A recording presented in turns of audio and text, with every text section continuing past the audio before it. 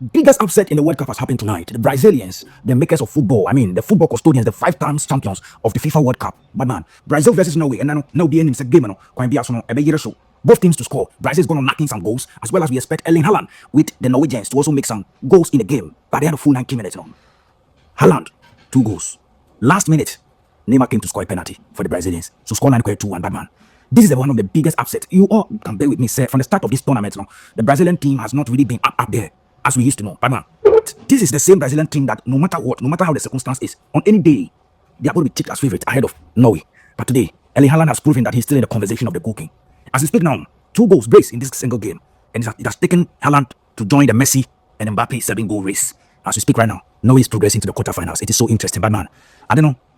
I feel we are an upset, It shall say for good stage, Good stage, we see some shocks from the African teams. Cabo Verde, a shocking against Spain. Even this same Brazil, Egypt, a shocking against Brazil. I think Morocco shock us against Brazil. Then Morocco is good. But today, the Brazilian team has been exposed. Sorry to Neymar. I'm only feeling for Neymar, but you could see him shedding tears at the end of the game. But Carlo Ancelotti, today you got your selections very bad. Your tactics and your formation, everything was 0.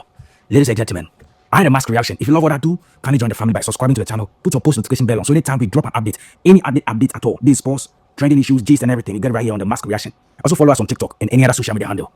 Delve into the matters.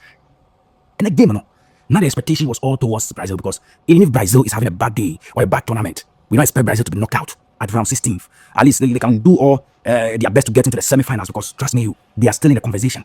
They are the custodians of football. When we talk of football, you mention Brazil. But man, if you mention football, it is Brazil. Forget about England and all their twats. If you mention football, it is Brazil. But today, this Norway team from nowhere, Norway team that has been absent in the FIFA World Cup for some time now, for some editions now. Now they are back with Erling Haaland, the goal machine. And he's banking goals left, right, center, middle.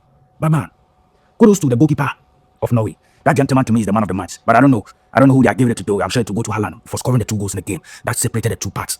But that goalkeeper, Nyland, that guy is very good.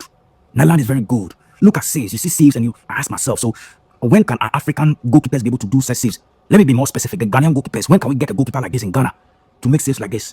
You see goalkeeper making saves, saving penalties. But man, that Nyland goalkeeper is so spot on. To me, this is the man of the match. Brazil is out of the tournament. Let's see how it goes. Let's see how it turns out. Let's see how it unfolds. But this is a shocker, and this is mind busting. If anybody had predicted Norway to win, bro, even that person will still be having doubts as at the time he's predicting. We know, of course, Haaland is in the conversation. But at the start of the game, I was saying that if this Brazilian team are able to man-mark and take Haaland and Odegaard out of the game, they are going to have a good game. And they managed to mark Haaland boot for boot, but Odegaard was left in the middle. I mean, tackling. Odegaard was just creating in the midfield. He was just controlling that whole midfield setup. And the Brazil, I don't know.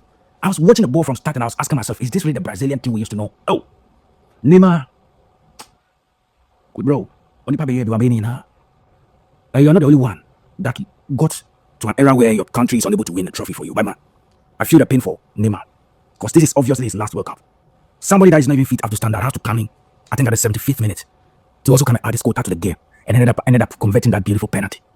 I feel his pain and I feel why he's crying, but it is what it is, man. One man has to go down for another man to progress in the tournament. This is a tournament. Time waits for no man.